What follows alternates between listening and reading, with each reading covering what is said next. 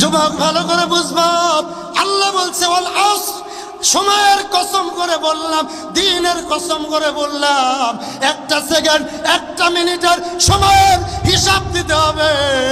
আল্লামা সাইদি সাহেবের চোখের পানির হিসাব দিতে হবে।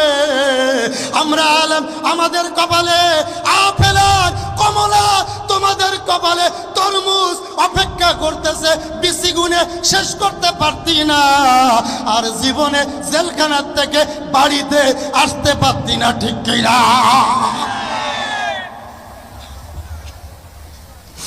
বন্ধু গভীর মনোযোগ, খোদার কসম, কোরআন শরীফ আমার সামনে। গত 2 দিন আগে, আজকে কয় তারিখ? 2 দিন আগে কয় তারিখ? 24 তারিখ আমার মাহফিল ছিল কুমিল্লাতে। চেয়ারম্যান সাহেব নিজে বলছে, জিহাদি হুজুর যদি ওয়াজে আসে, ওয়াজের কপালে আগুন। কথা কয় না, ওয়াজ হবে না, ওয়াজ বন্ধ। কিন্তু আমার পরিবর্তে এমন একজন পাঠাইছি, কিয়ামতের আলামত দেখাইতে এসেছি। 2 দিন আগে নেত্রকোনায় গেলাম, আমি সূরা কাহাফের তাফসীর করব, আসহাবে কাহাফ সম্পর্কে। সেখানে সূরা কাহাফের তাফসীর, উপজেলা চেয়ারম্যান কয়, হুজুর ওয়াজটা ঘুরাই করেন, আলাম তারা সূরা কোন সূরা? শুরু করলাম সূরা ফিল।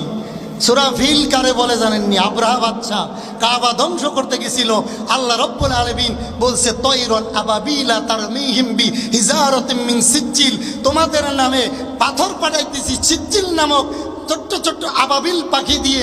যখন শুরু করছি বেঈমানদের কথা, কয় হুজুর পাল্টাই কর, কথা কর না গা।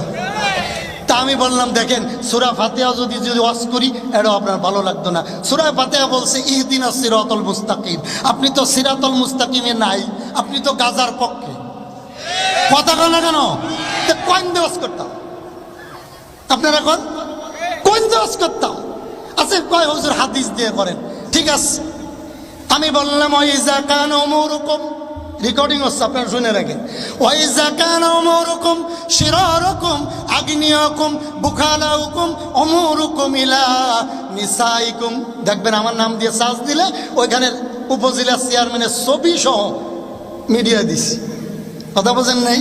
4 দিন আগের খবর কইতেছি। কত মুসিবতে যে আমরা আছি আপনারা জানতেন না, কিন্তু আমরা বিপদে আছি। চেয়ারম্যান বলে, হুজুর আমাদের উপরে চাপ আছে।